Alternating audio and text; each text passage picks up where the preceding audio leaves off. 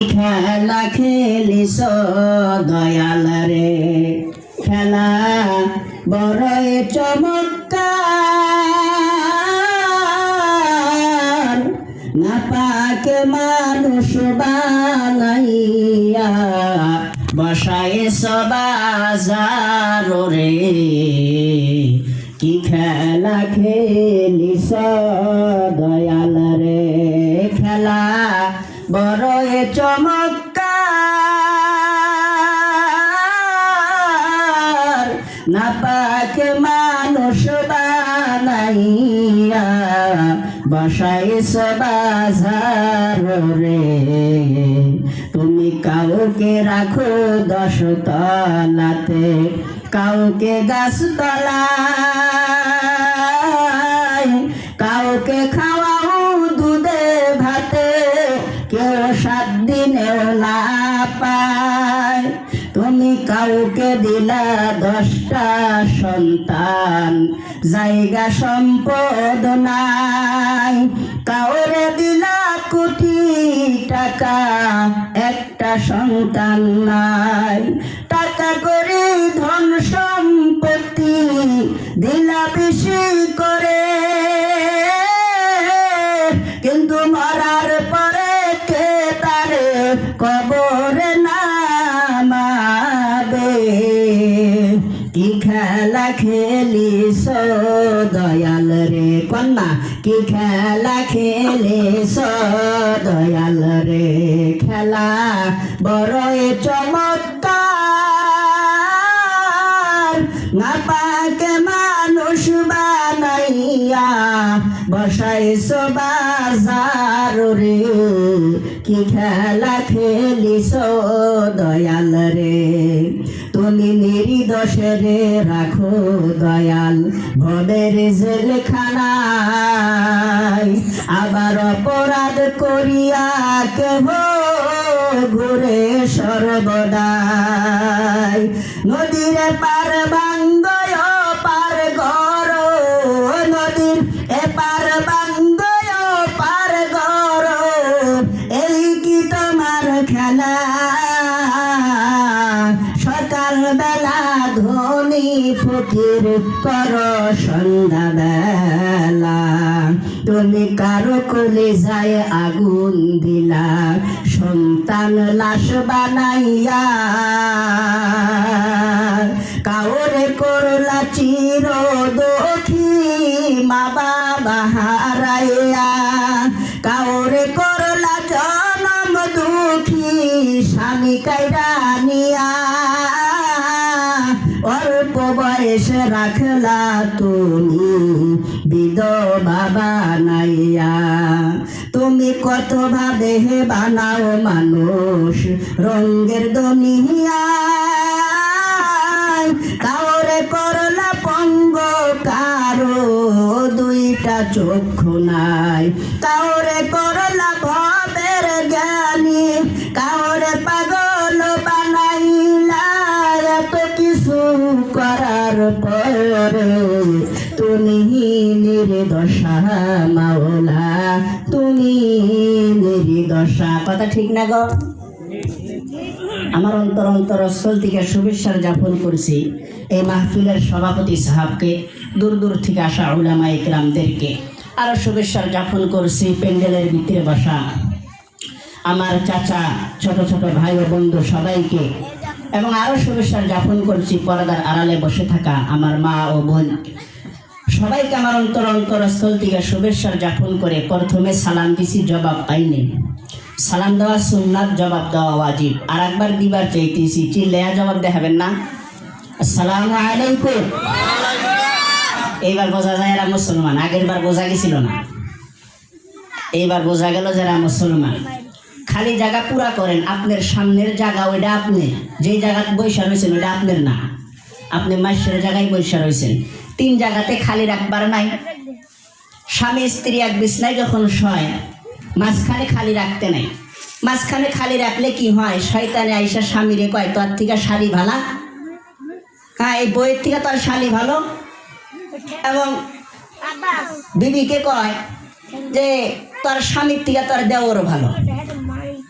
দুইজনের ভিতরে খটকা লাগায় দেয়।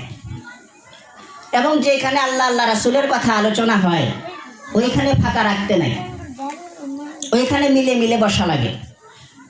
এবং যেখানে নমাজ যখন আমরা পড়ি, নমাজের কাতার, এই নমাজের কাতারটাকে মিলে মিলে খাড়া হওয়া লাগে, ফাঁকা রাখা লাগে না। তো এই 3 জায়গাতে ফাঁকা রাখা চলবো না। তো আপনারা তো ফাঁকা রাখছেন, ফাঁকা পুরা করে বসেন, ফাঁকা পুরা করে বসেন। আর বাইরে যারা ঘোরাফেরা করতেছেন,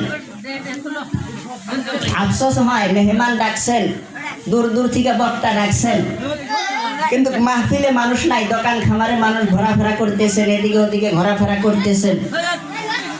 দূরের থেকে উলামাদেরকে ডাকছেন, তাদের তো বেইজ্জতি করতেছেন। দেখেন আদবে আউলিয়া বেয়াদবে শয়তান। আপনাদের এলাকায়, আপনাদের গ্রামে দূর দূর থেকে উলামারা আসছেন, তাদেরকে ইজ্জত করেন। কোরআন পাক খুইলা দেখেন, আল্লাহ বলে কোন ব্যক্তি যদি আলিম উলামার দিকে, হক্কানি আলিমের দিকে যদি নজর করে, ও বন্ধরে, আল্লাহ 40 দিনের সগীরা গুনাহ মাফ করে দেয়। বলেন না সুবহানাল্লাহ। উলামার দিকে তাকাইলে 40 দিনের সগীরা গুনাহ মাফ করে দেয়। দূরের থেকে উলামা ডাকলেন, আলিম ডাকলেন, বক্তা ডাকলেন, ডাকার পরে প্যান্ডেলের ভিতরে মানুষ নাই, বাইরে ঘোরাফেরা করতেছেন। বন্ধ মাহফিল দিছেন এলাকার ভিতরে, বাড়ির ভিতরে, গজব তো দূর হয়ে যাবে। কিন্তু না না, আপনাদের যেটা আমল দেখতেছি, আপনাদের আমলের কারণে গজব ডাবল আসবে। কোরআনের কেমন ইজ্জত করলেন, এইখানে আল্লাহ আল্লাহ রাসূলের কথা আলোচনা হইতেছে। আবু বকর সিদ্দিক রাদিয়াল্লাহু আনহুর খেলাফতের জামানার দিকে লক্ষ্য করুন। আবু বকর সিদ্দিক রাদিয়াল্লাহু আনহু বয়ান করতেছে, তাকরীর করতেছে। ওই জায়গার ভিতরে অনেক সাহাবা আজমাইন আছেন। উসমান রাদিয়াল্লাহু আনহু ওইখানে আছেন। এমন টাইমে একজন আয়েশা ওই মজমার ভিতরে সালাম দিছেন, আসসালামু আলাইকুম বইলা সালাম দিছেন। সালাম দেওয়ার পরে উসমান দাঁড়াইয়া গেছে, তলোয়ারটা বাইর করছে, বেদব বেকুব। এইখানে আল্লাহ আল্লাহ রাসূলের কথা আলোচনা হইতেছে, কোরআন হাদিসের কথা আলোচনা হইতেছে। এইখানে তুই কোন হিসাবে সালাম দিলি? উসমান রাদিয়াল্লাহু আনহু দাঁড়ায় গেছে। এখন আবু বকর সিদ্দিক বলতেছে, আতিউল্লাহ ওয়া আতিউর রাসূল ওয়া আতিউল আমরি। কোরআনের একটা আয়াত বললেন, আল্লাহকে মানো, রাসূলকে মানো, আমিরকে মানো, মানার মতন মানো। উসমান রাদিয়াল্লাহু আনহু কাঁপতে কাঁপতে বসে পড়লেন, আমি ভুল করেছি, এইখানে আমির থাকা সত্ত্বেও আমি দাঁড়াইয়া তাকে কতল করতে চাইছি। আবু বকর সিদ্দিক বলে, ভাইজান তোমার উচিত হয় না এইখানে সালাম দেওয়া, এইখানে আল্লাহ আল্লাহ রাসূলের কথা আলোচনা হইতেছে, এইখানে তোমার আয়েশা বৈশা যাওয়া উচিত ছিল, কোরআন হাদিসের আদব রক্ষা করা উচিত ছিল, তুমি কেন এখানে এসে সালাম দিলেন? ওই ব্যক্তি বলতেছে, হুজুর আমি আপনার আলোচনা শুনতে আসি নাই, আমি আলোচনা করতে আসছি। আমি আপনার নসিহত শুনতে আসি নাই, বয়ান শুনতে আসি নাই, তাকরীর শুনতে আসি নাই, আমি তাকরীর করতে আসছি, আমি বয়ান করতে আসছি। আবু বকর সিদ্দিক স্টেজের থেকে নামলেন, ওই ব্যক্তিকে স্টেজে উঠাইয়া দিলেন। ওই ব্যক্তি স্টেজে উঠা বলতেছে, আমি না দেখা জিনিসের উপরে গাওয়াহি দেই, সাক্ষী দেই, যেই জিনিসটাকে আমি দেখি নাই তার উপরে আমি সাক্ষ্য দেই, এটা হারাম। আবু বকর সিদ্দিক রাগ হয়ে গেছে। বন্ধুরা, আবার যখন বলছে আমি মুসিবতকে ভালোবাসি, আরো রাগ হয়ে গেছে। আবার যখন বলছে আমি জাহান্নাম দেখে ভয় করি না, আরো রাগ হয়ে গেছে। আমি জান্নাত চাই না, আরো রাগ হয়ে গেছে। তাকে জেলখানার ভিতরে ভরাইয়া দেওয়া হয়েছে, তাকে গ্রেফতার করা হয়েছে। 3 দিন পরে তাকে বাহির করা হবে। জিজ্ঞাসা করা হবে কেন বললো মুসিবতকে ভালো পাই, জিজ্ঞাসা করা হবে কেন বললো জাহান্নাম দেখে ডরাই না, জিজ্ঞাসা করা হবে কেন বললো জান্নাত চাই না, জিজ্ঞাসা করা হবে কেন না দেখা বস্তুর উপরে গাওয়াহি দেয়, সাক্ষী দেয়। 3 দিন পরে বাহির করছে। ওইখানে আলী রাদিয়াল্লাহু আনহু উপস্থিত, আলী রাদিয়াল্লাহু আনহু এখানে উপস্থিত। আবু বকর সিদ্দিক বলতেছে, তুমি কেন বললা আমি মুসিবতকে ভালোবাসি, না দেখা জিনিসের উপরে গাওয়াহি দেই, সাক্ষী দেই, কেন তুমি জাহান্নাম দেখে ডরাও না, কেন তুমি জান্নাত চাও না? আমরা জাহান্নাম দেখে ডরাই, ভয় করি, করি না গো? আমরা জান্নাত চাই, চাই না? সবাই আমরা জান্নাত চাই। বন্ধুরা, না দেখা জিনিসের উপরে গাওয়াহি দেওয়া, সাক্ষী দেওয়া এটা হারাম। একজন মানুষের কথা বলছে অমুক এমন এমন, ওটা যাচাই না করে আরেকজনের কাছে বলা এটা হারাম, যাচাই করা দরকার। বন্ধুরা, আল্লাহর গোলাম নবীর উম্মতেরা শুনে রাখুন, জেনে রাখুন। জিজ্ঞাসা করার পরে ওইখানে আলী রাদিয়াল্লাহু আনহু উপস্থিত। উনি বলতেছে, আবু বকর সিদ্দিক, শোনো শোনো শোনো, এই ব্যক্তি যে বলছে আমি না দেখা জিনিসের উপরে গাওয়াহি দেই, সাক্ষী দেই, তুমিও দাও বলে কেমন করে? আশহাদু আল্লা ইলাহা ইল্লাল্লাহ। তুমি কি আল্লাহকে দেখছো? বলে না তো দেখি নাই। তো সাক্ষী দিতেছো যে আল্লাহ ছাড়া কোনো মাবুদ নাই। আবু বকর সিদ্দিক বলে, কথা ঠিক, সত্য কথা। এই ব্যক্তি যে বললো আমি মুসিবতকে ভালোবাসি, তখন আলী রাদিয়াল্লাহু আনহু বলে, মুসিবত আল্লাহর পরীক্ষা। আল্লাহ যাকে ভালোবাসে মুসিবতে গ্রেফতার করে, বেমারে গ্রেফতার করে, নানান ভাবে তাকে পরীক্ষা নেয়। বিবেক দিয়া পরীক্ষা নেয়, বেটা বেটি দিয়া পরীক্ষা নেয়, মাল কম দিয়া পরীক্ষা নেয়, মাল বেশি দিয়া পরীক্ষা নেয়, বিভিন্নভাবে পরীক্ষা নেয়। মুসিবত আল্লাহর পরীক্ষা। ওই জন্য এই ব্যক্তি বলছে আমি মুসিবতকে ভালোবাসি। বন্ধুরা রে, ও আল্লাহর গোলাম নবীর উম্মতেরা, আল্লাহর সব থেকে দামি রহমত চারটা। কয়টা গো? আল্লাহর সব থেকে দামি রহমত চারটা। বক্তা অনেক, ওই জন্য বেশি লম্বা করবো না।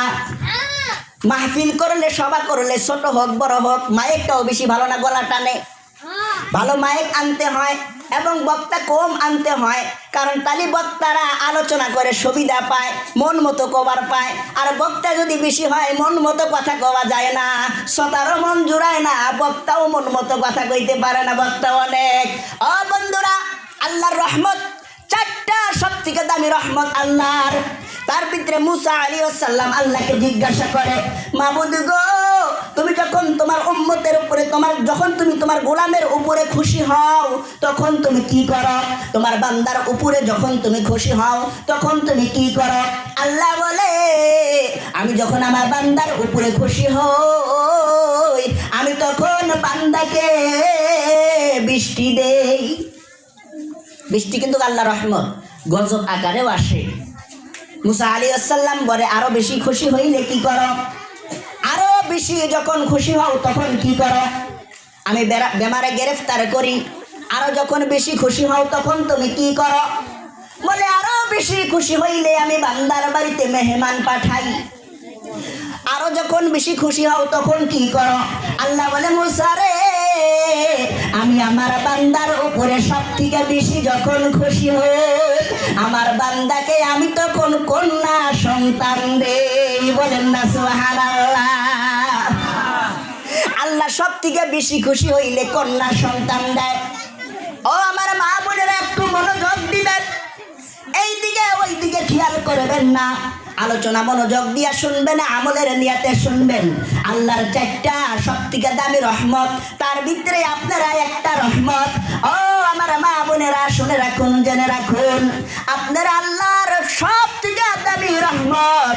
কিন্তু আপনারা যদি আল্লাহর হুকুম না মানেন, নবীর তরিকা অনুযায়ী যদি না চলেন, ও বন্ধুরা, হাদিস খুলে দেখেন, নবী বলেছে একজন মেয়ে 4 জন পুরুষকে জাহান্নামে নিয়ে যাবে। বলেন নাউজুবিল্লাহ। কয়জনকে নিবে গো? একজন মেয়ে 4 জন পুরুষকে জাহান্নামে নিয়ে যাবে। এক নাম্বার, তারা বাবাকে জাহান্নামে নিবে। দুনিয়াতে যখন একটা মেয়ে জন্মগ্রহণ করে, এই মেয়েটার মালিক হয় তার বাবা। যখন বাবা ইন্তেকাল করে, এই মেয়েটার মালিক হয় তার বড় ভাই। যখন মেয়েটাকে নিকাহ দিয়ে দেওয়া হয়, বিয়া দিয়ে দেওয়া হয়, এই মেয়েটার মালিক হয় তার স্বামী। যখন তার স্বামী ইন্তেকাল করে, এই মেয়েটার মালিক হয় তার বেটা। বন্ধুরা, এই মেয়েটা যদি আল্লাহর হুকুম না মানে, নবীর তরিকায় যদি না চলে, মেয়েটা যদি জাহান্নামে যায়, 1 নম্বরে বাবা, 2 নম্বরে বড় ভাই, 3 নম্বরে স্বামী, 4 নম্বরে বেটাকে নিয়ে জাহান্নামে চলে যাবে। বলেন না নাউজুবিল্লাহ। মেয়েটা যদি নেককার হয়, আল্লাহর হুকুম নবীর তরিকায় যদি চলনেওয়ালা হয়, মেয়েটা যদি জান্নাতে যায়, বাবা, বড় ভাই, স্বামী এবং বেটা 4 জনকে নিয়েই জান্নাতে যাবে। বলেন না সুবহানাল্লাহ। ওই জন্যে নিজের দিনের উপর চলতে হবে, মা বোনদেরকেও দিনের উপরে চলাইতে হবে। বন্ধুরে একটা ঘটনা শুনুন।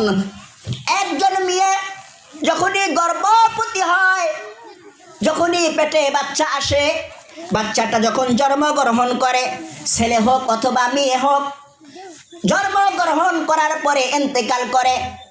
এমন টাইমে হঠাৎ করে একদিন ফির যখন গর্ভবতী হয়েছে, মেয়েটা বলতেছে, আল্লাহ গো, তুমি আমাকে ছেলে দাও মেয়ে দাও, যেটাই তুমি দাও, দুনিয়ার ভিতরে যদি বেঁচে থাকে আমি তোমার বান্দি কথা দিলাম, আমি উলঙ্গ হইয়া সারা এলাকা ঘুরে বেড়াবো। বলেন নাউজুবিল্লাহ। আল্লাহর কাছে অঙ্গীকার করছে, আল্লাহর কাছে বলছে। আল্লাহর কি কাম, একটা ছেলে সন্তান জন্মগ্রহণ করছে, ছেলে সন্তানের বয়স 25, বিয়ার উপযুক্ত হয়ে গেছে। এমন টাইমে হঠাৎ করে মায়ের মনে পড়ছে, আমি যখন গর্ভবতী ছিলাম তখন তো আল্লাহর কাছে এই অঙ্গীকার করেছিলাম। ও বন্ধুরা শুনে রাখুন, জেনে রাখুন, আল্লাহর কাছে যেটা অঙ্গীকার করা হয়, কসম করা হয়, সেটা পুরা করতেই হয়।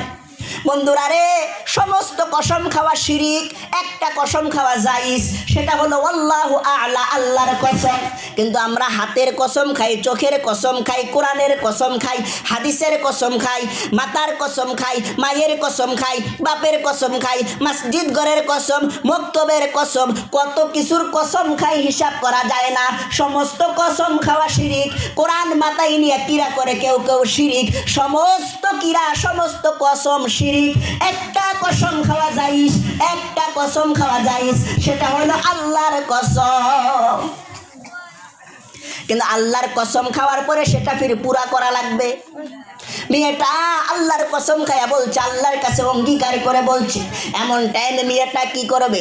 ও বন্ধুরে, কাসিম নানতুবি রহমাতুল্লাহ আলাইহি, দেওবন্দ মাদ্রাসা যিনি বানাইছেন, কাসিম নানতুবি রহমাতুল্লাহ আলাইহির কাছে গেছেন, পর্দার সহিত দাঁড়াইয়া পর্দার আড়ালে থাইকা বলতেছেন, হুজুর,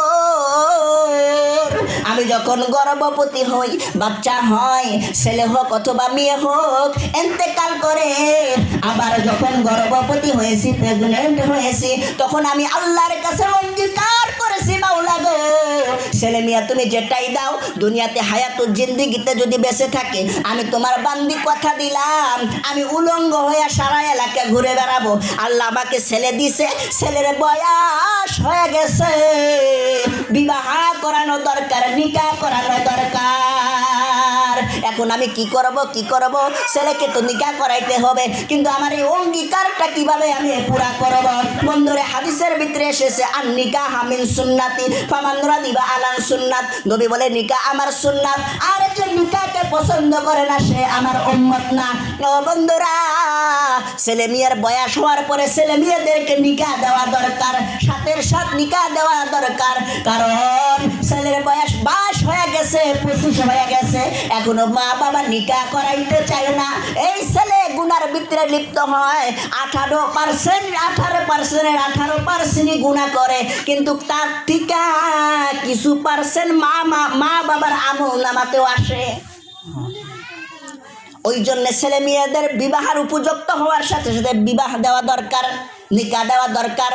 ও আল্লাহর গোলাম, ও নবীর উম্মতেরা শুনে রাখুন, জেনে রাখুন, কাসিম নানতুবি রহমাতুল্লাহ আলাইহি বলতেছে, ও বোন, যখন তুমি আল্লাহর কাছে অঙ্গীকার করেছো, যখন তুমি আল্লাহর কাছে বলেছো নেঙ্গা হয়ে উদাম হয়ে সারা এলাকা ঘুরে বেড়াবে, তবে এই অঙ্গীকার, এই কসম পুরা করতেই হবে। কিভাবে পুরা করবে? শোনো শোনো, তুমি তোমার সমস্ত অঙ্গ বুরখা দিয়া ঢাকবে, হাতের তাইলা, পায়ের তাইলা, মুখমণ্ডল, সমস্ত অঙ্গ বুরখা দিয়া ঢাকবে, মাথার একটা চুল বাহির করে দিবে, দিয়া সারা এলাকা ঘুরে বেড়াবে। ওই যে মাথার একটা চুল বাহির করে দিয়া সারা এলাকা ঘুরে বেড়াইলা, ওই যে মাথার একটা চুল সারা এলাকার মানুষ দেখলো, নেঙ্গা হওয়ার গুনাহ, নেঙ্গা হয়ে ঘুরে বেড়ানোর গুনাহ তোমার আমল নামায় লেখা হবে। বলেন নাউজুবিল্লাহ।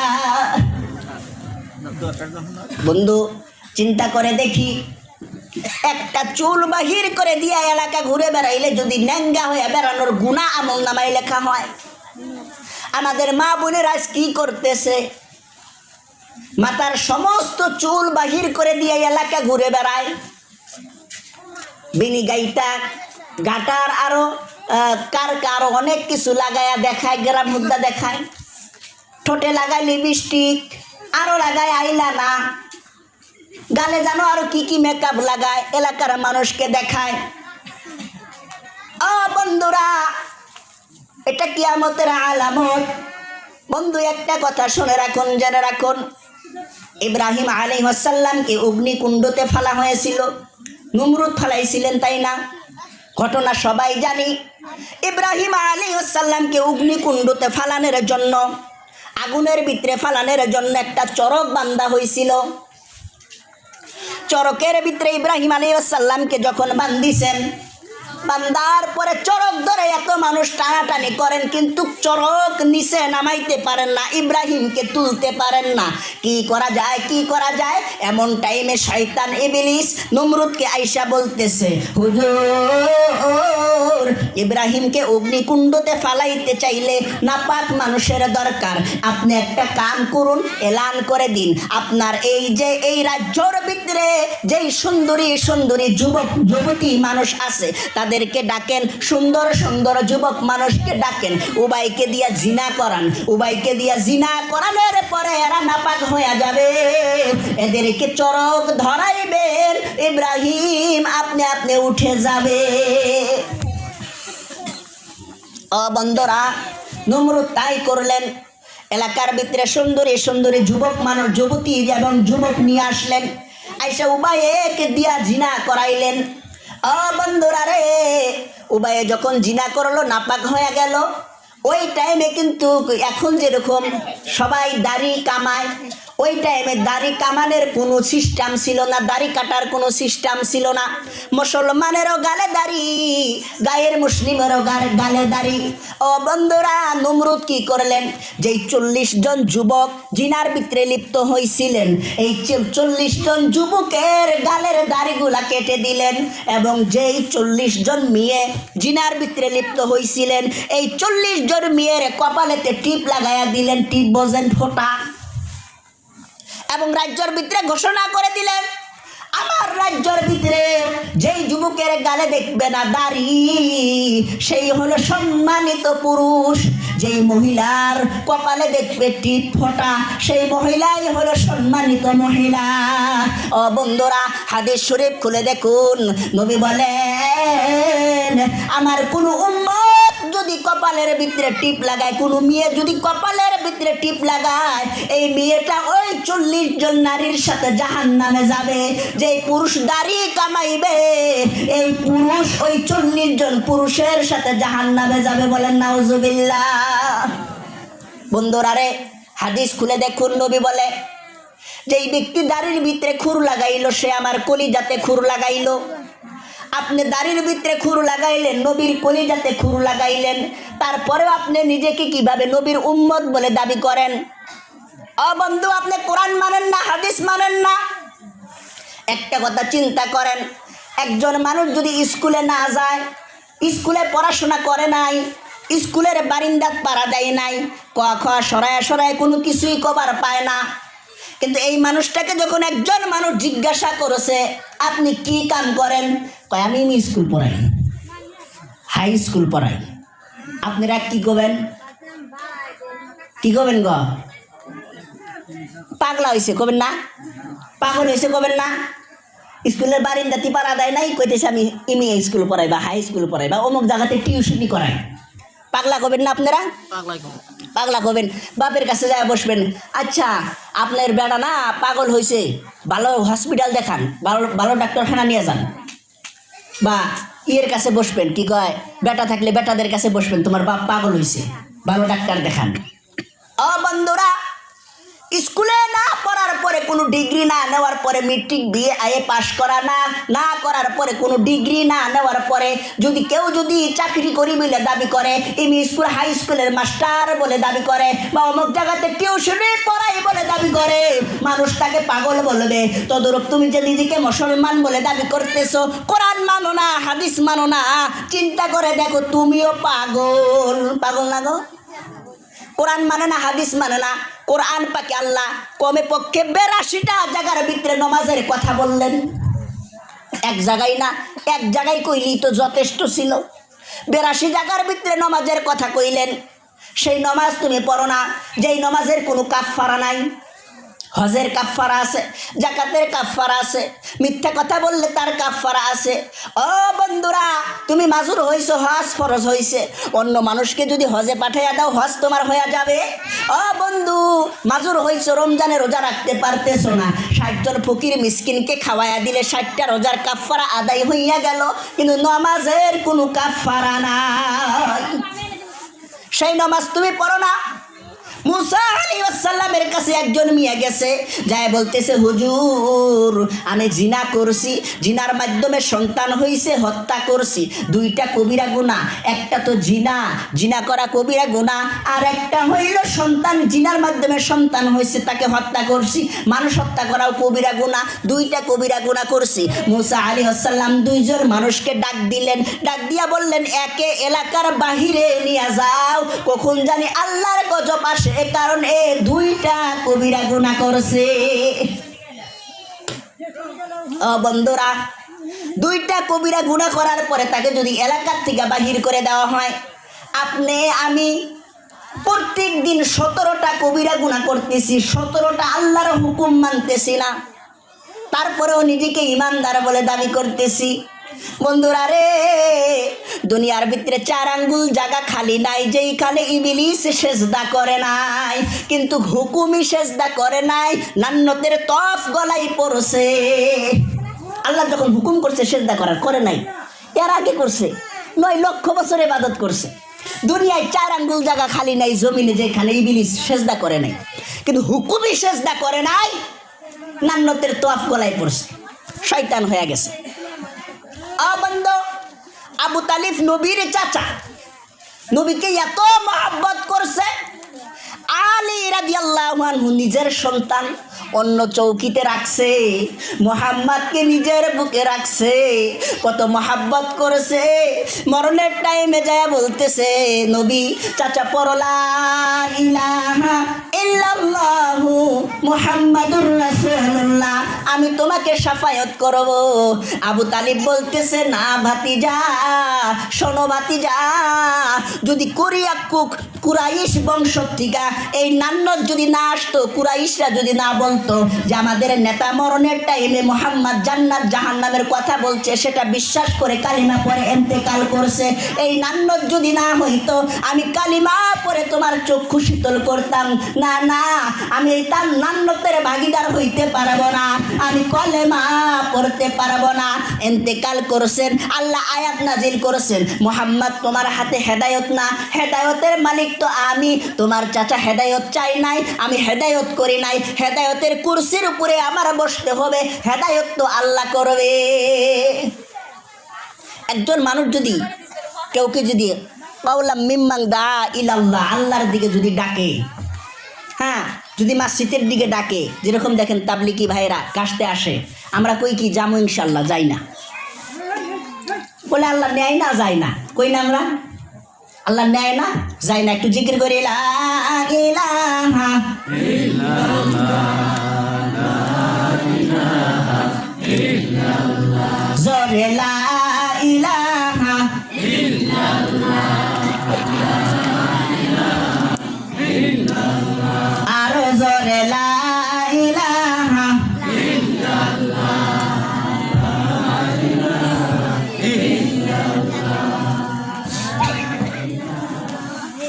আরো জোরে লা ইলাহা আল্লাহ আদম হাওয়া বানাইলেন, দুনিয়াতে পাঠাইলেন, ওরে 300 বছর পরে, তখন 300 বছর পরে তখন মাফ করিলেন মোর নবীর উসিলায়, লা ইলাহা ইল্লাল্লাহ, জোরে লা ইলাহা ইল্লাল্লাহ। ফেরাউন বলে আসিয়া রে, মুসার কালিমা সারিয়া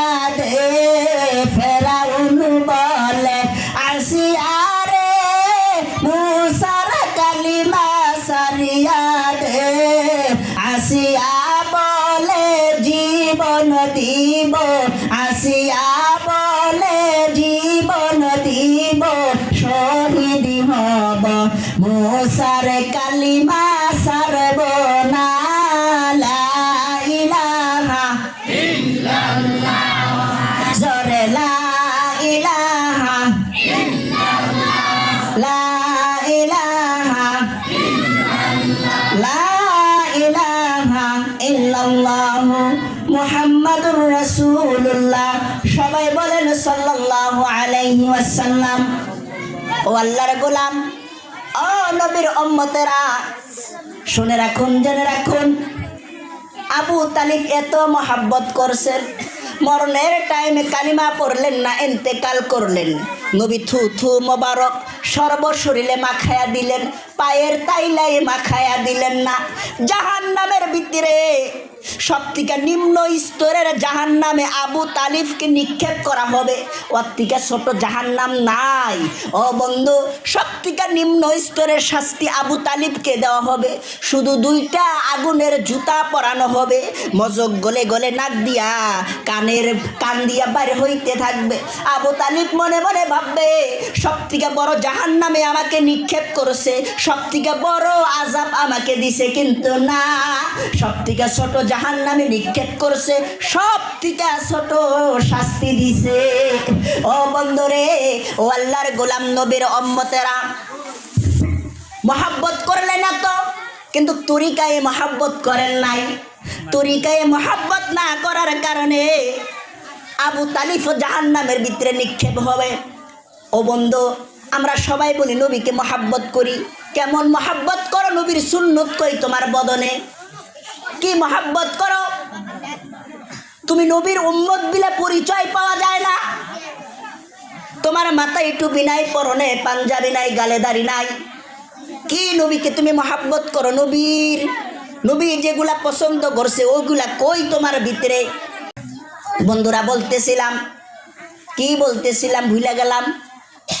ও বন্ধুরা, ও আল্লাহর গোলামেরা, নবীর উম্মতেরা, তরিকায় মহাব্বত করতে হবে। নবীর তরিকায় মহাব্বত করতে হবে। নবী যেটা তরিক বাতাইছে সেই তরিক অনুযায়ী চলতে হবে। বন্ধুরা, হাদিস কোরআন অনুযায়ী চলতে হবে। নবীর সুন্নাতকে আঁকড়ায়া ধরতে হবে। নবীর যত সুন্নাত আছে সমস্ত সুন্নাতের ভিতরে ফায়দা আছে, আপনার আমার উপকার আছে। নবী বলছেন বৈশা থাইকা পানি পান করো, নবী বলছেন 3 নিঃশ্বাসে পানি পান করো। এখন আপনি যদি কোনো স্কুলের স্টুডেন্ট এইখানে থাকে, যারা স্কুলে পড়াশোনা করেন, যারা সায়েন্স পড়েন, তাদেরকে জিজ্ঞাসা করেন বিজ্ঞানী কি বলে। বিজ্ঞানী বলে খাড়া থাইকা পানি পান করিও না, কারণ খাড়া থাইকা পানি পান করলে সেই পানিটা কিডনির উপরে আটাক করে। খাড়া থাইকা পানি পান করলে কিডনির উপরে আটাক করে, কিডনিকে নষ্ট করে দেয়। আর বসে থেকে পানি পান করলে সেই পানির দ্বারাই উপকার হয়। এবং তুমি 3 নিঃশ্বাসে পানি পান করার কথা নবী বলছেন। বৈজ্ঞানিক বলে 3 নিঃশ্বাসে পানি পান করো, ঢোকে ঢোকে পানি পান করিও, 1 নিঃশ্বাসে পানি পান করিও না।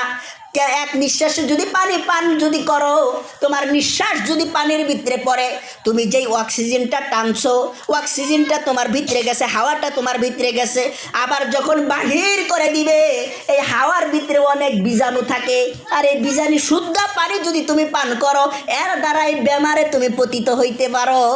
বৈজ্ঞানিক বলে নবীর সুন্নাত বিশ্বাস করেন না, বৈজ্ঞানিক কথা বিশ্বাস করেন। বন্ধুরে, ও আল্লাহর গোলাম নবীর উম্মতেরা, নবী বললেন খানা খাও, টুপি রাখো মাথায়। বৈজ্ঞানিকরা রিসার্চ করলেন, কেন বললেন মুহাম্মদ এই কথা? রিসার্চ করে তারা বাইর করলেন, মাথার একটা চুল যদি খানার ভিতরে পড়ে যায়, খাবারের ভিতরে পড়ে যায়, সেই চুল সুদ্ধা যদি খায়া ফালায়, বেমারে পতিত হবে, বেমারে পড়ে যাবে। ও বন্ধুরা, ওই জন্যই তো নবী বলছে মাথায় টুপি রাখিয়া পান করো, খাবার খাও। ও বন্ধুরা, নবী বলছে দাড়ি কামাইও না, যে দাড়ি কামাইলো সে আমার কলিজাতে আঘাত করলো। বৈজ্ঞানিক রিসার্চ করলেন, কেন এই কথা বললেন? দাড়ি রাখার ফায়দা কি? ও বন্ধু, রিসার্চ রিসার্চ করে দেখলেন দাড়ি রাখলে যৌবনের শক্তি কমে যায়। দাড়ি যদি কেউ কাটে যৌবনের শক্তি অনেক কমে যায়। দাড়ি যদি কেউ কাটে চেহারার সৌন্দর্য কমে যায়। দাড়ি যদি কেউ কাটে চোখের পাওয়ার কমে যায়, আর অনেক অনেক ক্ষতি হয়। বন্ধুরা, নবী বললেন মোষ খাটো রাখো। বৈজ্ঞানিক রিসার্চ করলেন মোষ খাটো রাখবে কেন? চাইসা ফালাইলেই তো হয় না? চাইসা হালা দিলেই তো হয়, বেলেট একটা লাগায় চাইসা হালা দিলেই তো হয়। খাটো করবার করলো কেন নবী? নবী বললেন খাটো করো, মোষ খাটো করো। মোষ খাটো করা সুন্নত, চাষা সুন্নত না। চাষনি হারাম থেকে বাঁচা গেল, কিন্তু সুন্নাত আদায় হইল না। হারাম থেকে বাঁচা গেল। মোষ খাটো রাখা সুন্নত, কিসি দিয়ে খাটো করা সুন্নত। কারণ খুর লাগানোর পরে চোখের পাওয়ার কমে, ওই যে যৌবনের ক্ষতি হয়। আর খাটো করলে এটা হয় না, খাটো করলে এটা হয় না। বন্ধুরা, ও আল্লাহর গোলাম, নবীর উম্মতেরা, নবীর যত সুন্নাত আছে সমস্ত সুন্নাতের ভিতরে উপকার আছে। ও বন্ধু, আল্লাহর আমরা এত নিয়ামত খাইতেছি, আল্লাহর এত নিয়ামত ভোগ করতেছি। বন্ধুরে, হযরতে ইমদাদ মাক্কি রহমাতুল্লাহ আলাইহি উনির একটা কিতাবের ভিতরে উনি লিখছেন, উনি বহুত বড় ফকিহ ছিলেন, বহুত বড় আল্লাহর আউলিয়া ছিলেন। উনি গবেষণা করছে, তাদেরকে ফকিহ বলা হয়। যারা কোরআন হাদিস নিয়ে গবেষণা করে তাদেরকে ফকিহ বলা হয়। যারা কোরআন হাদিস হাসতায় তাদেরকে ফকিহ বলা হয়। হযরত ইমদাদ মাক্কি রাহমাতুল্লাহ আলাইহি বলেন, তার কিতাবের ভিতরে লেখছেন, একজন মানুষ প্রত্যেকদিন এত অক্সিজেন টানে, এত অক্সিজেন টানে, আমরা যেটা নিঃশ্বাস টানি বাহির করে দেই, ফির কিন্তু বইটা টানি না, আবার নতুনটা টানি। ইমদাদ মাক্কি রাহমাতুল্লাহ আলাইহি বলে, একজন মানুষ প্রত্যেক দিন এত অক্সিজেন টানে, যেটা কিনতে গেলে 3 কোটি টাকার দরকার পড়বে। বলেন সুবহানাল্লাহ। কয় কোটি টাকার অক্সিজেন টানি? প্রত্যেক দিন 3 কোটি টাকার অক্সিজেন টানতেছি। আল্লাহ দেওয়া হাওয়া প্রত্যেক দিন টানতেছি, আল্লাহর গোলামি করতেছি না। ও বন্ধু, আল্লাহ চোখ দিছে, অনেক মানুষেরই তো চোখ নাই। ইস্তেমার ভিতরে গেলে দেখা যায় গোড়াগড়ি করতেছে, চোখ নাই, হাত নাই, পা নাই। বন্ধুরে, আল্লাহ আমাকে চোখ দিছে, আপনাকে চোখ দিছে। একটা চোখের ভিতরে আল্লাহ 13 লক্ষ ক্যামেরা দিছে। বলেন সুবহানাল্লাহ। একটা চোখে 13 লাখ ক্যামেরা, একটা চোখের ভিতরে 13 লাখ তার দিছে আল্লাহ, তার 13 লাখ রক দিছে আল্লাহ। কত বড় কুদরতওয়ালা! ছোট্ট একটা চোখের ভিতরে 13 লাখ রক লাগায়া দিলেন, কিন্তু ছেড়েও না, কিছুই হয় না। বুড়াকালে ছেড়ে কয় চোখে কম দিহি। ও বন্ধুরা, আল্লাহ কত বড় কুদরতওয়ালা! ছোট্ট একটা চোখের ভিতরে 13 লক্ষ ক্যামেরা দিলেন আল্লাহ। কত বড় কুদরতওয়ালা! লাখ করোড় রং আল্লাহ চোখের ভিতরে ভরাইয়া দিলেন। যেই দিকে তাকাই কোনটা কোন রঙের কয়া দিতে পারি, এই রংগুলা আল্লাহ আগেই চোখের ভিতরে দিয়া রাখছে। বলেন সুবহানাল্লাহ। লা ইলাহা ইল্লাল্লাহ, জোরে লা ইলাহা ইল্লাল্লাহ, লা ইলাহা ইল্লাল্লাহ। গাছ বৃক্ষ তরুলতা আছে জিন্দা, কয় না কথা, সঙ্গপনে ঝুকায় মাতা, সঙ্গপনে ঝুকায় মাতা, তাহার দরগায় লা ইলাহা ইল্লাল্লাহ, লা ইলাহা ইল্লাল্লাহ, লা ইলাহা ইল্লাল্লাহ মুহাম্মাদুর রাসূলুল্লাহ। সবাই বলেন সাল্লাল্লাহু আলাইহি ওয়াসাল্লাম। ও বন্ধু, বলতেছিলাম আল্লাহ 13 লক্ষ ক্যামেরা দিলেন। আল্লাহ কত রং ঢুকাইয়া দিছেন চোখের ভিতরে, যেদিকে তাকাই যেইটা যেই রঙের বলতে পারি। কিন্তু আল্লাহর গোলামি আমরা করি না। প্রত্যেক দিন সকালে যে আমরা খাবার খাই, দুপুরে খাবার খাই, রাত্রে খাবার খাই। ভাটিয়া মানুষ তো 3 বেলায় খায়, তাই খায় না। সকালেও থালি পান্তা নহিলি গরম বাতি খায়, নহিলি করকরা খায়। করকরা বোঝেন না গো? করকরা খাই। যে ঠান্ডার দিনে এসে আমি তো করকরা খাবো। হ্যাঁ, গরমের দিনে তো পন্তা খাবো। পন্তার খুব গুণ, পান্তার সেই গুণ নাই, সেই গুণ পান্তার। হ্যাঁ, পন্তা ভাত খায়, ফেরার দুপুরেও খায়, বাতি খায়, রাইতেও ভাত খায়। হ্যাঁ, ওরকম চা ভালো পায় না।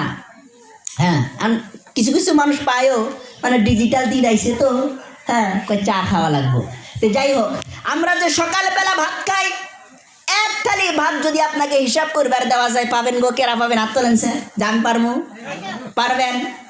বন্ধুরা রে, এক থালি ভাত হিসাব করবার দিলে পাওয়া যায় না, আমরা পারি না। একটা চাউল 500 ফিরিস্তা 90 দিন রাত দিন 24 ঘন্টা মেহনত করে একটা চাউল বানায়। চিন্তা করে দেখছেন? কিতাব খুলে দেখেন, 500 ফিরিস্তা রাত দিন 24 ঘন্টা একটা চাউল বানায়, 90 দিন মেহনত করে, 3 মাস মেহনত করে। বন্ধুরা রে, এখন হাজিরার দাম কমপক্ষে 500, 8 ঘন্টা হাজিরা কাম করি আমরা। সকাল 8টায় যায়, আসরের নামাজ আর আজান দেয়, বাড়িতে ফিরে আসা হয়। বন্ধুরা রে, 500 টাকা হাজিরা, আর 500 ফিরিস্তা 90 দিনে মেহনত করলো, 3 মাস মেহনত করলো, একটা চাউল বানাইলো। প্রত্যেক দিন সকালে লাখো লাখো চাউলের ভাত খাই, বিকাল দুপুরে লাখ লাখ চাউলের ভাত খাই, রাত্রে লাখ লাখ চাউলের ভাত খাই। কত ফিরিস্তার ওইখানে, কত ফিরিস্তা লাগছে বানাইতে একটা চাউল। যদি 500 ফিরিস্তা বানায়, বন্ধুরা রে, সেই আল্লাহর আমরা না ফরমানি করি, আমরা কত বড় গাধা। চিন্তা করে দেখেন, যে আল্লাহর এত নিয়ামত খাইতেছি, যে আল্লাহর এত নিয়ামত ভোগ করতেছি। বন্ধুরা রে, আল্লাহ দিমাগ দিছে, ভালো মন্দ বোঝার তৌফিক দিছে, কোনটা করলে লাভ হবে বুঝি, কোনটা করলে ক্ষতি হবে বুঝি। কিন্তু সিরাতুল জাহিমের রাস্তায়, জাহান্নামের রাস্তায় চলতেছি। এটা যে জাহান্নামের রাস্তা, সেই দিকে আমাদের খেয়াল নাই। আমরা নামাজ পড়ি, নিজেকে ইমানদার বলে দাবি করি, আটকা ফাটকা 360টা নামাজ পড়ে নিজেকে ইমানদার বলে দাবি করি। আটকায় পড়ি, বিআই বাড়িতে আসছে, বিআই 5 ওয়াক্ত নামাজ পড়ে, আমি যদি না পড়ি কেমন দেখা যায়? বিআই মসজিদে যায়, বিআইয়ের সাথে ফাটকাই পড়ে মসজিদে যায়, আর আটকার দিন শুক্রবারের দিন নামাজ পড়ে। আর 360টা ওই যে ঈদের নামাজ, ওয়াজিব নামাজ, ওই নামাজ মাফ আছে, ওই নামাজ পড়ে। এই যে আটকা ফাটকা 360টা নামাজ পড়ে, তারপরে নিজেকে ইমানদার বলে দাবি করে। আল্লাহ কোরআন পাকে শরাবকে হারাম করলেন, এই ব্যক্তি মদ পান করে, নিজেকে ইমানদার বলে দাবি করে। আল্লাহ কোরআন পাকে জুয়া খেলা, দাবা খেলাকে হারাম করলেন, এই ব্যক্তি জুয়া খেলে, দাবা খেলে, নিজেকে ইমানদার বলে দাবি করে। বন্ধুরা রে, একটা টাকা যদি দাবার থেকে লোসকান দেওয়া যায়, দাবার ভিতরে, জুয়ার ভিতরে একটা টাকা যদি নোসকান দেওয়া হয়, বা একটা টাকা যদি লাভ করা হয়, হাদিস খুলে দেখুন, নিজের মায়ের সাথে 70 বার জিনা করার গুনাহ হয়। বলেন নাউজুবিল্লাহ। এইখানে কে আছেন? যদি আমি বলি যে আপনার একজন মানুষের নাম দাগায়া যদি বলি, একজন মানুষের, ধরেন যে এইখানে একজন মানুষ আছে, ধরেন যে মানুষটার নাম আরিফুল, আমি কইলাম আরিফুল রে, তুই তোর মায়ের সাথে জিনা করবি, তোর মায়ের সাথে জিনা করতেই হবে। ওই আরিফুল মানুষটা আমার কি করবো গো? এই গালে এক থাপ্পুর, এই গালে এক থাপ্পুর, তাও ওরা রাগ মিটবো না, লাস্টে বুগি চুরি করবো। শালা কয় কি রে? শালা কইরাম খারাপ পাইলেন? কব যে শালা কয় কি রে, মায়ের সাথে জিনা করবা নিগা কয়, এত বড় কথা। মানে বিয়া আবাকেরা বুগান শুরু করবো, বুগাইতে বুগাইতে নাকটা সব ফাড়ায় শেষ। ওই যে নিজের মায়ের সাথে জিনা করবার কইছি, এরে বেদব, নিজের মায়ের সাথে যদি এখন আমি জিনা করবার কই, আমার সাথে মারামারি শুরু করবা। তুমি যে জুয়া খেলাও, লাখ লাখ টাকা নোসকান দিতেছো, লাভ করতেছো, 1 টাকা লাভ করলেই যদি নিজের মায়ের সাথে 70 বার জিনা করার গুনাহ হয়, 1 টাকা লস করলেই যদি নিজের মায়ের সাথে 70 বার জিনা করার গুনাহ হয়, তুমি কিভাবে জুয়া খেলাও? খারাপ পাইতেছেন গো? আমার কথা মিঠা লাগে না? আমি এইখানে এখন বসছি আপনাদের শিক্ষক, ছাত্রদের যেভাবে বোঝানো দরকার আমার বোঝানো লাগবো। আপনারা সবাই ছাত্র। এই যে মাওলানা সাহেব আমার হুজুরের হুজুর,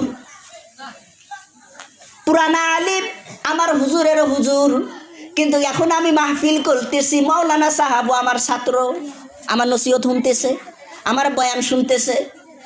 বন্ধুরা রে, যতক্ষণ পর্যন্ত এখানে ভাই আছে, চাচা আছে, কত কিছু আছে, এখন ভাই চাচা কেউ না, এখন আমার ছাত্র, বয়ান শেষ, ভাই চাচা হুজুর। কিন্তু বয়ান চলাকালে কেউ আমার হুজুর না, কেউ চাচা না, কারণ আমি তো নসিহত করতেছি। আমি এখন উস্তাদ, আমি হুজুর, আমি এখন ডক্টর, আপনারা পেশেন্ট, আপনারা রুগী দেখেই তো মাহফিলে আইছেন। বেমার এখন অনেক বেমার, চুলকানির ভিতরে মলম লাগাইলে হাইরে পড়ায় না। তা আপনাদের বেমার হয়েছে জুয়া খেলানের একটা বেমার, ওষুধ আমি দিতেছি, এলা চুলকাবো, এলা কামড় ধরবই, খেলান যে আপনি মায়ের নাফরমানি করেন। আপনি আমি কইতেছি মায়ের নাফরমানি করা যাব না, তা আপনার লাগবই, কারণ মা বাবার সাথে আপনি নাফরমানি করেন যে। বন্ধুরা, ও আল্লাহর গোলাম নবীর উম্মতেরা, আখিরাতের দিন, বুখারী শরীফের হাদিস, 3 ব্যক্তির সাথে আখিরাতের দিন আল্লাহ কথা বলবে না। তারা জান্নাতের সুগন্ধ পাওয়া তো দূরের কথা, তাদের সাথে আল্লাহ কথা বলবে না, তোমাদের সাথে কোনো কথা নাই। 1 নম্বরে যেই ব্যক্তি জিনা করে, 2 নাম্বার যেই ব্যক্তি মিথ্যা কথা বলে, আল কিসমু উম্মুহু, মিথ্যা পাপের মাতা, মিথ্যা পাপের সর্দার, মিথ্যা পাপের মা। বন্ধুরা, 3 নাম্বার যে ব্যক্তি লুঙ্গি উল্টায় পরে এবং টাকনুর নিচে কাপড় পরে। অনেক মানুষ আছে না টাকনুর নিচে কাপড় পরে, এদেরকে দাউস বলা হয়। টাকনুর নিচে কাপড় পরা হারাম পুরুষের জন্য, লুঙ্গি উল্টায়া পরা হারাম পুরুষের জন্য। আমাদের হুজুর বলছিলেন লুঙ্গি উল্টায়া পরা বাদ দিয়া ন্যাঙ্গা হয়ে থাকাই ভালো। কারণ কি, লুঙ্গি উল্টায়া পড়লে নিজের মায়ের সাথে জিনা করা হয়, ন্যাংটা হয়ে ঘুরলি তো আর হইল না, ন্যাঙ্গা হয়ে ঘুরলি তো আর এই গুণাটা হইল না। কিন্তু লুঙ্গি উল্টায়া পরার পরে নিজের মায়ের সাথে জিনা করার গুণা হইল। এবং টাকনুর নিচে কাপড় পরা এটা হারাম পুরুষের জন্যে। মেয়েদের টাকনুর নিচে কাপড় পরতে হবে, পুরুষের টাকনুর নিচে কাপড় পরা যাবে না। মিথ্যা কথা বলা হারাম, মিথ্যা কথা বলা যাবে না। বন্ধু, শুধু তাই নয়, আল্লাহর গোলাম নবীর উম্মতেরা, বলতেছিলাম জিনা, এই যে 3 ব্যক্তির সাথে আখিরাতের দিন আল্লাহ কথা বলবে না। আমরা মনে করি জিনা করলেই শুধু জিনা হয়, না, চোখের দ্বারাই জিনা হয়, হাতের দ্বারাই জিনা হয়, পায়ের দ্বারাই জিনা হয়। আর অনেক বক্তা আছে, বেশি লম্বা করব না। বন্ধুরা রে, ও আল্লাহর গোলাম নবীর উম্মতেরা, হাত, চোখ এগুলার দ্বারাও জিনা হয়। এই যে আমরা সিনেমা দেখি, এই যে আমরা পিকচার দেখি, এই যে আমরা কত ফটো দেখি, ফেসবুক, ইউটিউব চলাই। আজ তো যুবকরা মোবাইল ছাড়া বোঝেই না। ফ্রি ফায়ার, আর একটা যেন কি পাবজি খেলার, মসজিদে যাওয়ার টাইমে দিয়ে যাই যে মোবাইল খেলে যাচ্ছে, আমি তো অবাক করে কে মোবাইলেতে, হে বাবা করে আর কয় মার অবাক করে কে। এখন পোলাইফানের কাছে শুনি ফ্রি ফায়ার বলে খেলায়, পাবজি বলে খেলায়। বন্ধুরে, ডাকলেও শোনে না, মায়ে ডাকে, বাপে ডাকে, শোনে না। আমার ছোট ভাইয়ের কথা বলতেছি। আমার ছোট ভাই একদিন ফ্রি ফায়ার খেলাইতেছে, শাল গাছতলা বৈশা। আমার বাড়ি কিন্তু পাহাড়ে, আপনারা জানেন, শাল গাছতলা বৈশা ফ্রি ফায়ার খেলাইতেছে। আম্মা এত ডাকে, আব্বা এত ডাকে, শোনে না। ওই যে ফ্রি ফায়ারের ভিতরে মন দিছে, আমি ধীরে ধীরে কাছে গেলাম, যা বলতেছি, ভাই আমার মোবাইল লয়া গাছতলাতে থাকে বয়া, ভাই আমার মোবাইল লয়া গাছতলাতে থাকে বয়া। আঙ্গুল ঠেলে চাইয়া শোনে না কেউ ডাকিলে, ভাইটারে নষ্ট করলো মোবাইলে, হাই মোবাইলে, ভাইটারে নষ্ট করলো মোবাইলে। কয় ভাই তুমি গান কও কে? বলে কহুন ধরে মা ডাকতেছে, আব্বা ডাকতেছে, তুই কি শোনস না? কয় না, আমি তো শুনি নাই, মানে মোবাইলের ভিতরে ধান্দা। বললাম ভাই রে, ফ্রি ফায়ার খেলাইস না, পাবজি খেলাইস না, এই খেলাধুলার ভিতরে মন দিস না। বললো ঠিক আছে, আর খেলাবো না। বন্ধুরা রে, জামানার হাল ভালো না, কারো কথা কেউ শোনে না, যার মতো চলে। ও কত কি দেখিলাম কলির কালে, কিয়ামতের আলাম আলামত আইসা গেছে, মা বোনেরা সাইকেল চলায়, কিয়ামতের আলামত আইসা গেছে, মুরব্বির সামনে যুবকরা সাইকেল চলায় ঘাড়ের উপর দিয়া যায়। আগের যুগের মুরব্বির যদি থাকতো আর কেউ সাইকেল চলায় গেলে মুরব্বির পাশে নামতো, সামনে যায় উঠতো, সামান থেকে আসলে সামনে নামতো, পিছনে যায় উঠতো। কিন্তু এখন এইগুলা নাই, কিয়ামতের আলামত এগুলা। মুরব্বি কাকে বলে বোঝে না কেউ, মুরব্বিকে কেউ সম্মান করে না, আলিমকে ইজ্জত করে না, ছোটকে স্নেহ করে না, মা বাবাকে কেউ মানে গো। শেষমেশ একটা কথাই বলি, মা বাবার খিদমত করবেন না, জান্নাতের আশা করিয়েন না। হুরির মিয়া আইনা মা বাবা ভুলে গেছেন, হুরির মিয়া পাইছেন, মা বাবা ভুলে গেছেন। হুরি বোঝেন না, শাশুড়ি বোঝেন না, শাশুড়ির মিয়া, হুরির মিয়া আনছেন, মা বাবা ভুলে গেছেন। হুরির মিয়া যদি কয় আলাদা হওয়া, হুরির মিয়া যদি মা বাবার খিদমত না করে, মা বাবা যদি দেখবার না পারে, বিয়ার একটা করমু, কি কন, বিয়ার একটা করমু। শরীয়তে 4টা দিছে, কারণ হেমন্ত করে যা করে, কিন্তু শরীয়তে 4টা দিছে। হুরির মিয়া ফিরে আমার বাপ মায়ের মানবো না, তে হরির মিয়া পায়া বাপ মায়েকে কেউ ভুলেন না। বাপ মায়ের খিদমত করেন, আল্লাহ আপনাকে আউলিয়া বানাবে। বাপ মায়ের হাদিসে ভিতরে আসছে, বাপ মায়ের জন্য দোয়া করলে রিজিকেতে বরকত বাড়ে। সুবহানাল্লাহ, কত বড় কথা, চিন্তা করে দেখেন। বাপ মায়ের জন্য বলে দোয়া করলে রিজিকেতে বরকত বাড়ে, এটা ছোট কথা গো।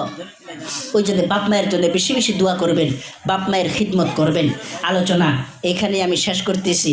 হ্যাঁ, বেশি টাইম বলতে পারলাম না, বক্তা অনেক বক্তা। হ্যাঁ, আপনাদের দোয়ায়, আপনাদের এলাকারই মানুষ আমি, হ্যাঁ, মুখ্য হিসাবে, বেশিরভাগ জায়গাতে মুখ্য হিসাবে আলোচনা করি, কালেকশন বক্তা হিসাবে থাকি।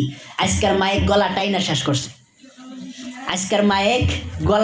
শেষ করছে, তো ইনশাল্লাহ এইবার দিছেন, বাড়িওয়ালা যারা আছেন শুনতেছেন, এইবার দিছেন, আশা রাখি সামনে বছরে ইনশাল্লাহ দিবেন।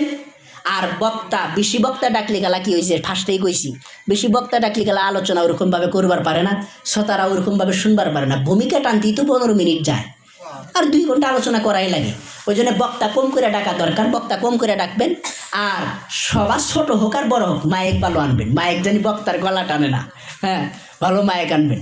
তো এটা বাড়িওয়ালাকে এটা ওসিয়ত করলাম আর কি। হ্যাঁ, ইনশাল্লাহ এতটুকু বক্তব্য রাইখা আমি যেগুলা কথা বললাম, আমার কথার দ্বারাই যদি আপনারা আঘাত পায়া থাকেন, আমাকে দেখতেছেন, দেহেই তো দিশা পাওয়া যায় বয়স কীরকম, তাই না? একবারে ছোট মানুষ, বয়স ওরকম না, 1 মাস কম আছে, 24 বছর হবো, 1 মাস কম আছে, 24 বছর হবো।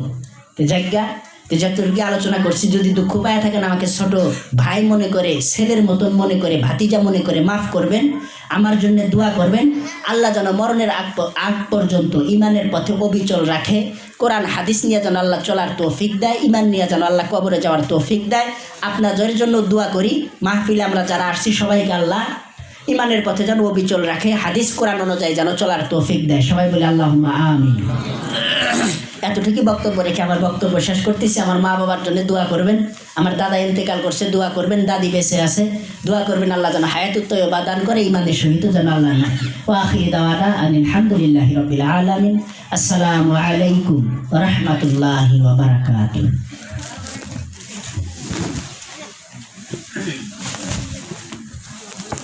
ধন্যবাদ মাওলানা সামিউল আলী সাহেব। মানুষ